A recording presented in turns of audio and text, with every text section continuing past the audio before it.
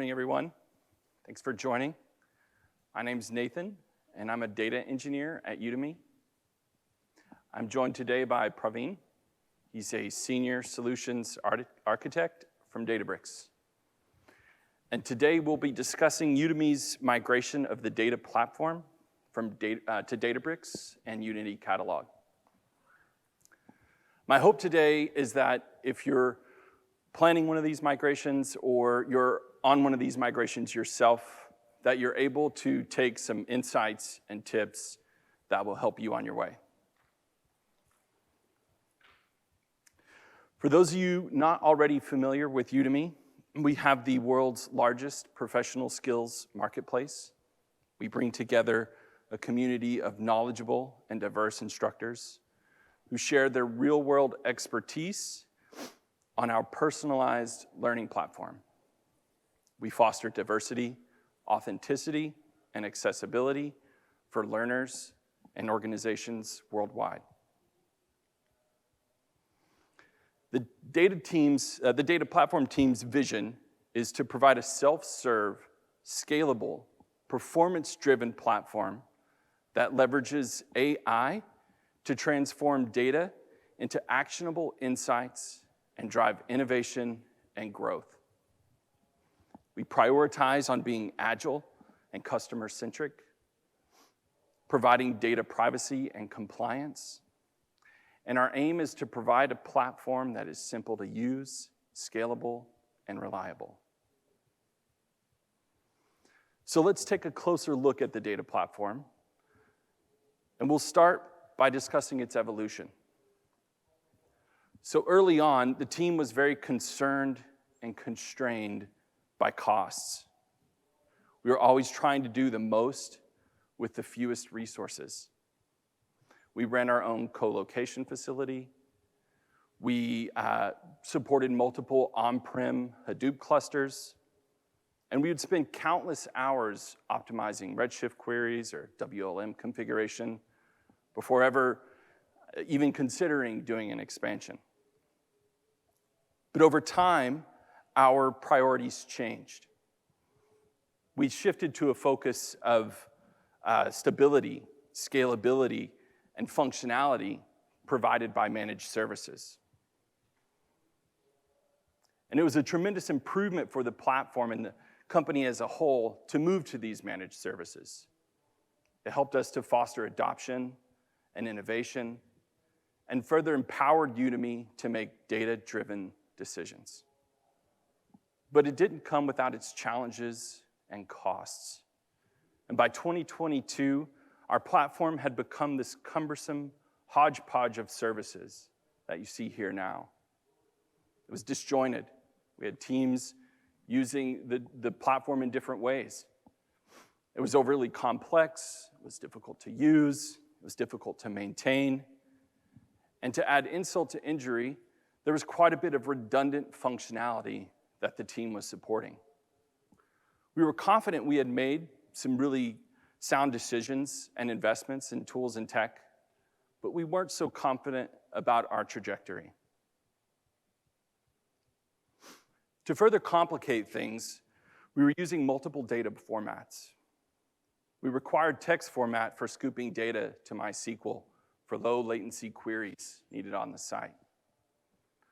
But text data is inherently slow and costly to store. Early on, our event data was sourced from logs. We eventually migrated to an in-house eventing system and chose Avro to help us manage schema enforcement and evolution. But Avro, it turns out, was also slow and incurred some increased storage costs when compared to other formats we may have used. As Udemy transitioned to Spark as our primary data engine, we were producing more and more Parquet, and this was working out well for us. We had a long-standing goal to enable S3 as a single source of truth for all our data. We didn't contemplate at the time having it in a single format as well. But as part of this goal, we started iterating on a CDC pipeline for ingesting our MySQL data into S3. We were using an early release of Hoodie, and we ultimately ran into some bugs and data loss. And so we felt like we were stuck in the past a bit with Hadoop. Moving from on-prem to EMR5 was a big step forward for us, but we were pre-serverless and we lacked ephemeral compute. Though we were continually updating EMR, soon we felt like we were running old software. We were using auto-scaling with our clusters, but our core nodes were limited and tightly coupled to EC2 static resources. So we didn't have that elasticity that we really needed. We're also using old Hadoop applications like Hive and Scoop, which resulted in a noisy neighbor syndrome and an inability to efficiently execute our applications with the resources that they needed. Any updates to the clusters, security or otherwise, were painful. And so we implemented blue-green deployments to kind of minimize that impact for our stakeholders. But there was still a significant burden. We also lacked the ability to track costs in any granular fashion. We ran multiple, and in some cases, dedicated clusters, but that also came at a cost. And so in the end, our users were unhappy, and the data platform was unhappy as well. Our data access story also wasn't really working for us. We were supporting multiple Hive metastores and syncing the metadata amongst them so that we could provide a holistic view of the data. With hundreds of thousands of partitions, doing updates, syncing those updates, deletions, and additions, these syncs presented their own challenges. It created confusion for our users as well. And we created tooling to kind of help with that, but that was another thing that we had to support and maintain. Our RBAC lacked table and column level granularity, resulting in over-permissioning and incomplete data governance. But we had a vision for the future. We were already using notebooks with Databricks, and we were aware of their offerings. We were excited about the potential for streamlining our platform with Databricks. But how could we be sure that Databricks was really a cost-effective solution for us? Our initial test results were very inconclusive. So we needed to know for sure, and we decided to run an experiment. And I'll hand it over to Praveen to walk us through what that looked like. Thanks, Nathan.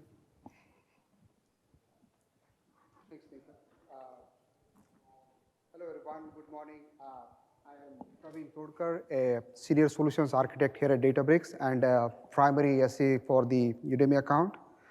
And today, I'm going to talk about the technical evaluation Udemy team conducted between EMR6 serverless and Databricks. This evaluation, or what we call internally the experiment, was really crucial for Udemy team to make an informed and data-driven decision about choosing Databricks platform.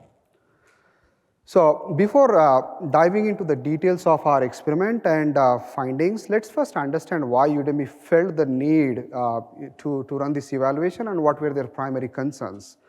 Like Nathan mentioned previously, the first major concern Udemy team had was around cost. Udemy team was worried that Databricks is overall a costly solution, because unlike EMR6 serverless, Databricks pricing for classic infrastructure only includes $DBUs, while the underlying EC2 costs are billed separately as part of AWS bill. So it appeared an expensive solution to Udemy at first glance. And obviously, total cost of ownership was really a critical factor for Udemy team.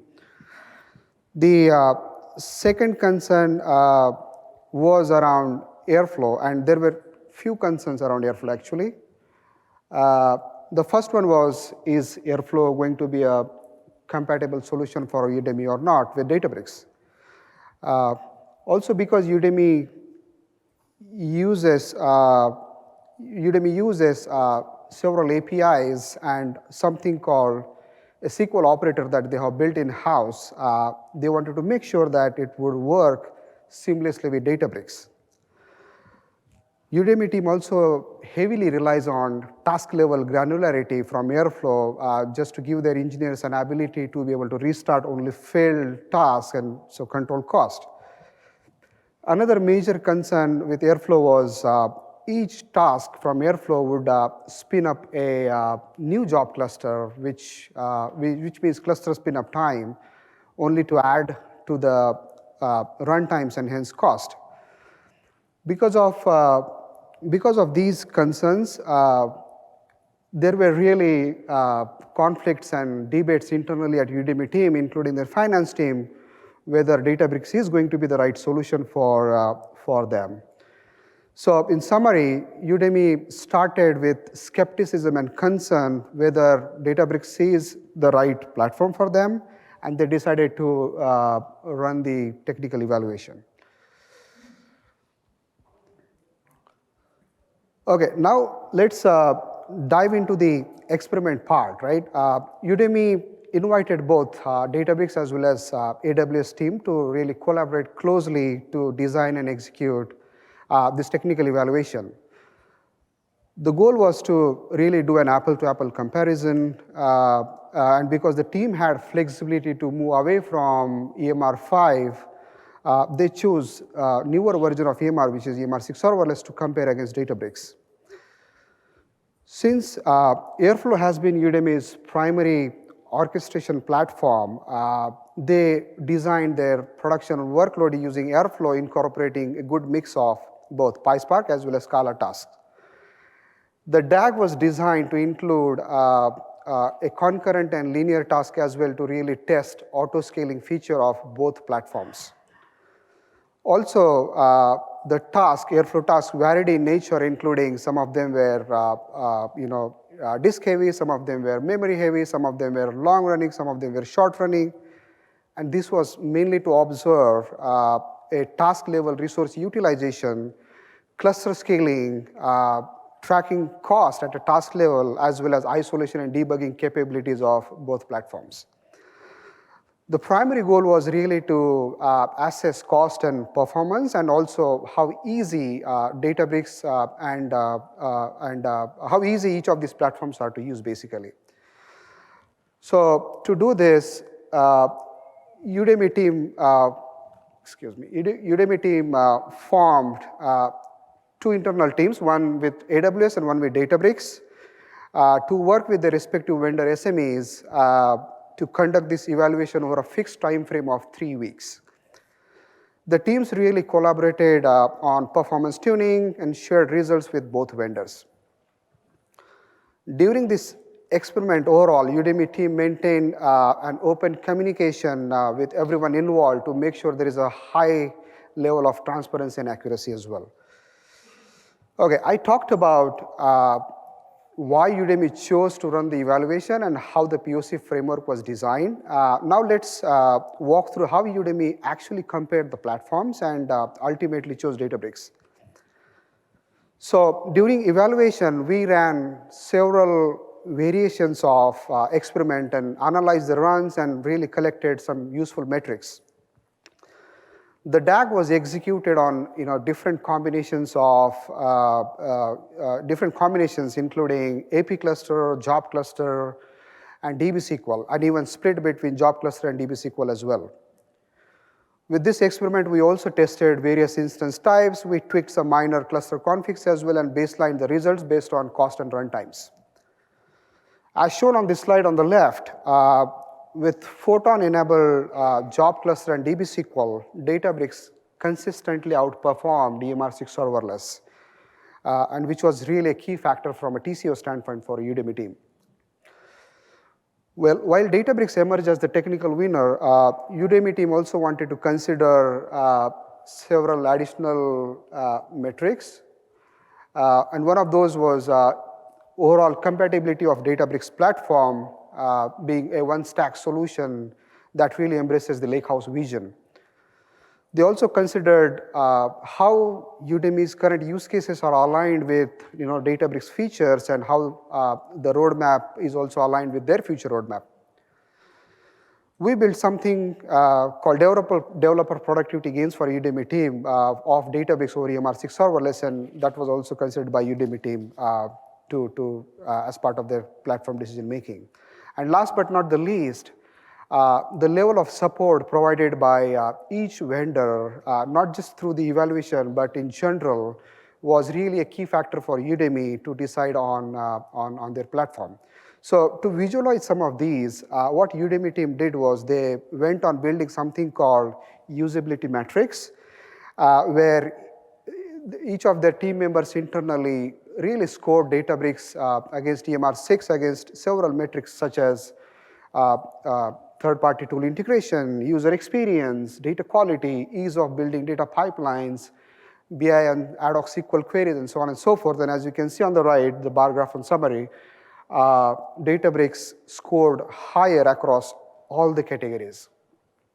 So in conclusion, based on these comprehensive evaluations, Udemy chose Databricks as their platform of choice over EMR6 serverless for a full data migration. So with that, I'm going to pass it back to Nathan, who's going to talk about what additional values Databricks provides to their team. Thanks, Praveen.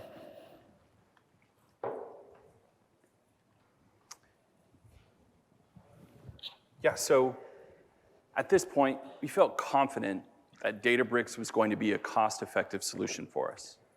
And we had consensus internally to move to Databricks. But what else was driving that decision? Well, Databricks simply provided us solutions to some of our largest challenges.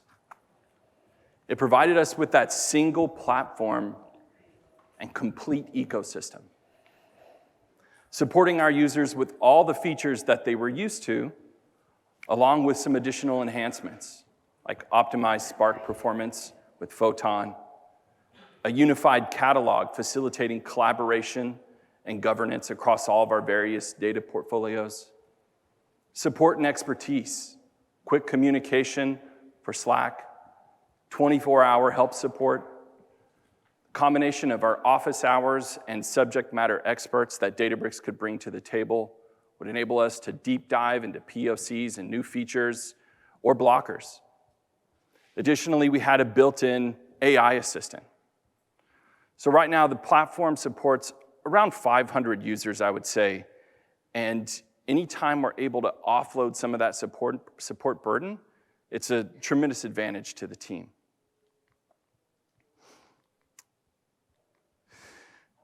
Additionally, if we zoom in, we see some more advantages. We have easy access to logs in Spark UI, and that may seem rather obvious, right? But when we were running EMR5, we didn't have user authentication.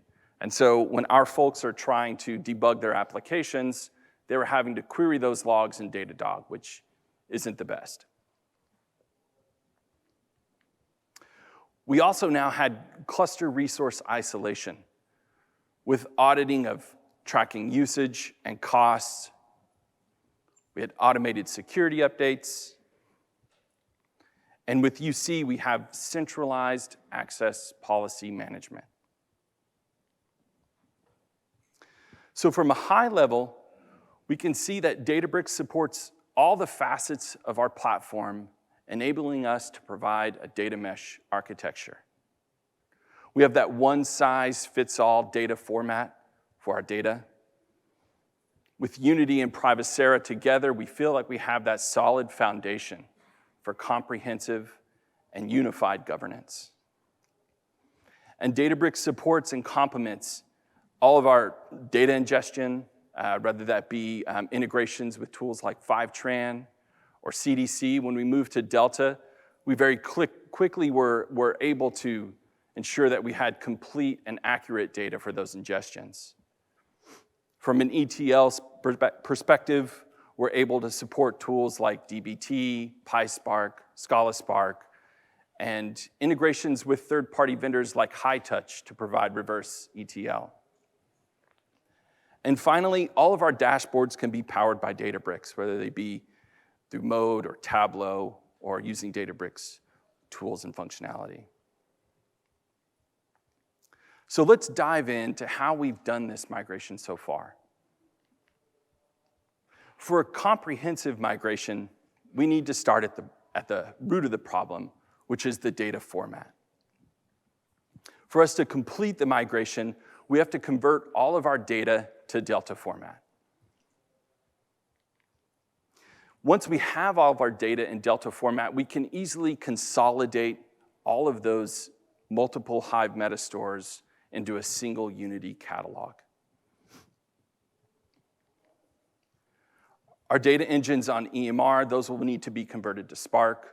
All of our Spark will need to be upgraded from Spark 2 to Spark 3. And users will have to transition to Databricks tooling, like notebooks and SQL Editor, for development and ad hoc analysis. Our BI tools will be supported by Databricks under the hood. And finally, we'll integrate Privacera to manage all of our data access. So during the migration, we find that controlling resources will be critical for controlling costs and setting the platform up for success. We use Terraform to create and manage clusters and define compute policies and permissions. For our API clusters and SQL warehouses, we isolate those resources to a specific team or a specific purpose.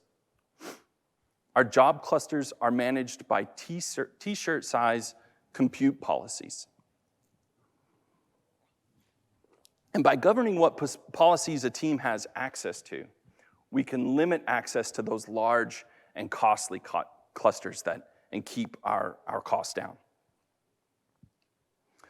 We can also limit the number of concurrent clusters that we run to provide infrastructure stability.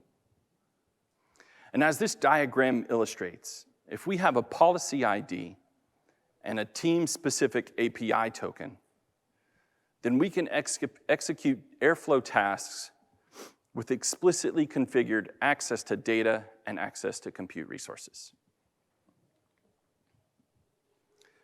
So a migration to Databricks is actually many migrations, right? It's Hive to Spark, it's Scoop to Spark, it's Spark 2 to Spark 3, it's Avro to Delta, it's on and on. And these sub-migrations are wherein the bulk of your migration efforts are likely going to lie. So let's take a closer look at one of our processes for migrating Hive to Spark. To start, our goal is to migrate hundreds of these Hive ETLs, or pipelines, with no user impact, and ideally as transparent to the user as possible. In this diagram, we have a Hive workflow running in EMR. It starts by creating a temp table and then finally loads to a permanent table location. And we're heavy users of Airflow, so we designed a task group to spin up a parallel Spark execution that aims to replicate that Hive data perfectly. Once the tables have completed, we validate them both at the schema level and we validate the data for completeness and accuracy.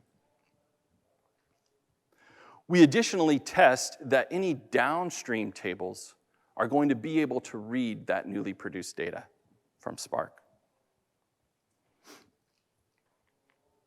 Upon failure, we check to see if we can update the query to fix that. And what I mean by that, there's a few things that need to be changed, right? First of all, the schema format needs to be supported by downstream readers.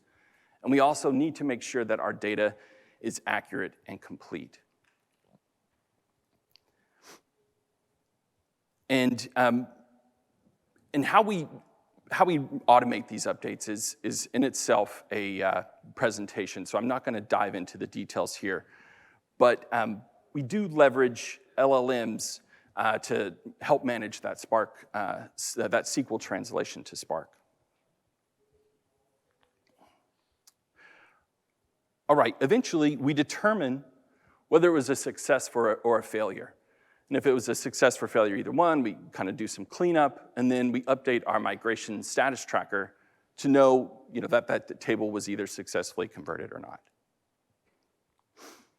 And so when you look at that from a Hive or from Airflow perspective, right, the next time that task run, it looks to see if what the status is. If it's already been migrated, then we'll just do the Spark execution path. If not, we'll go back into that cycle. And we use, again, a migration tracker that's updated upon each execution. And so your mileage will definitely vary. But when we averaged out the execution times and compared our Hive to our Spark, we found that our Spark applications were 3x faster. And so there's a lot of variables that can go into that, but this is a data point that we came up with, and we were pretty pleased with it. And I'll say that, in migrating, make sure that you're migrating downstream to upstream so you can ensure compatibility. And classify your failures. Resolve your failures in batches. Start with that low-hanging fruit, and then work to those more tricky edge cases. At its current state, UC requires Delta data. And so you won't be able to fully migrate until you've completed that conversion. Or you wait till the external Hive metastore is supported as a federated catalog. This flowchart describes how our automated process for converting to Delta. First of all, we classify our inventory so we know which data is compatible for conversion. We use in-place conversion for our Parquet data. And for any non-Parquet data, we're going to rewrite that entirely. We validate each after conversion for, again, schema compatibility and data completeness and accuracy. If there are any failures, we have automatic rollback. And so our downstream users are not impacted.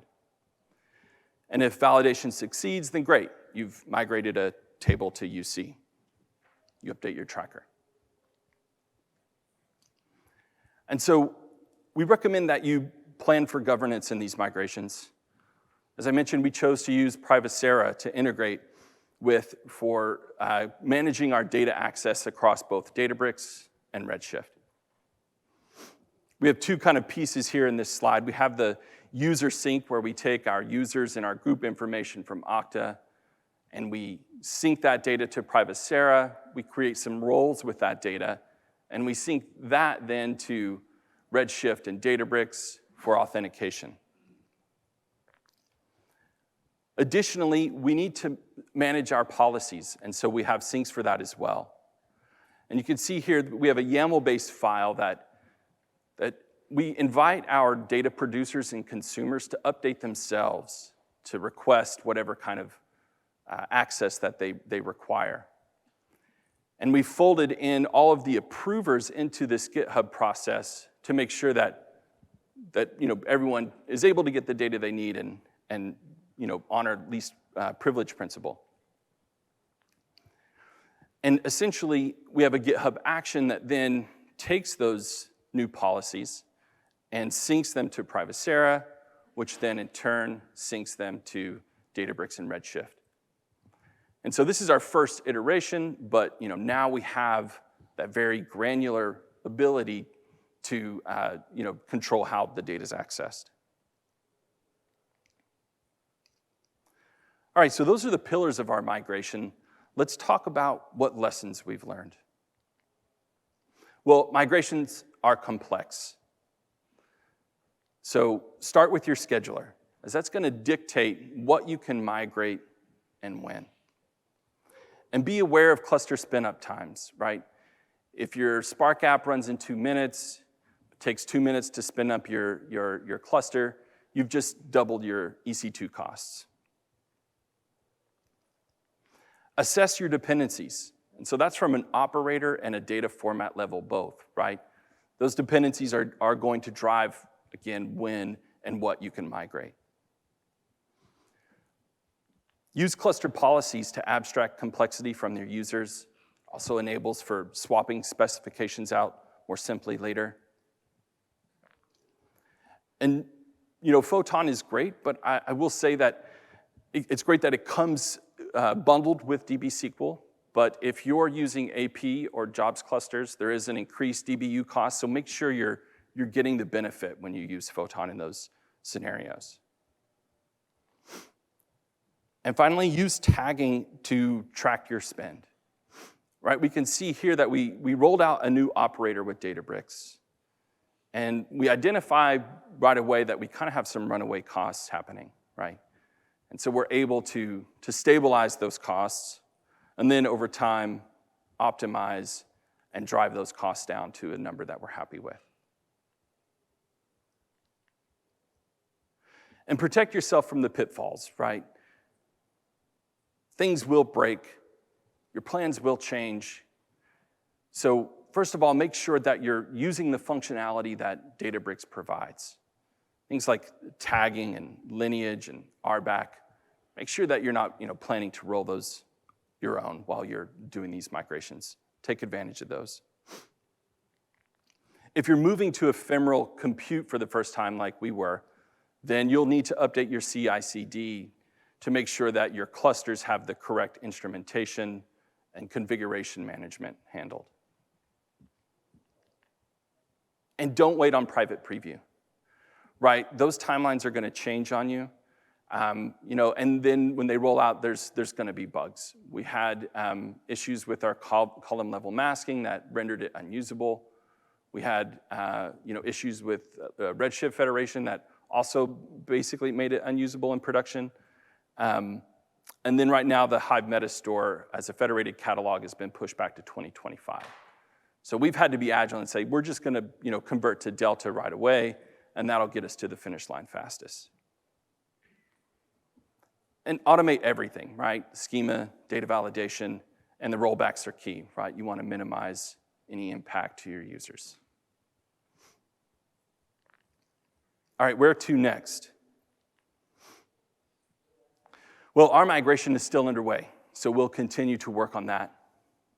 We're excited about Lakehouse Federation, really providing that one-stop shop for all of your query needs across all of your data sets. We'll continue to roll out DBSQL, especially as we can enable column-level masking to really have that fine-grained access control. There's a lot of features and functionality that we still haven't adopted that we will look into. We're definitely interested in tools like DLT and Databricks Scheduler, serverless, and then all the newer functionality that's rolled out like Lakehouse IQ and monitoring. And we'll refine our security story with automated PII detection, column-level masking, and/or eventually symmetric encryption. And we'll assess Udemy's ML stack running in Databricks as well. All right. Thanks for listening today, folks. Really appreciate it.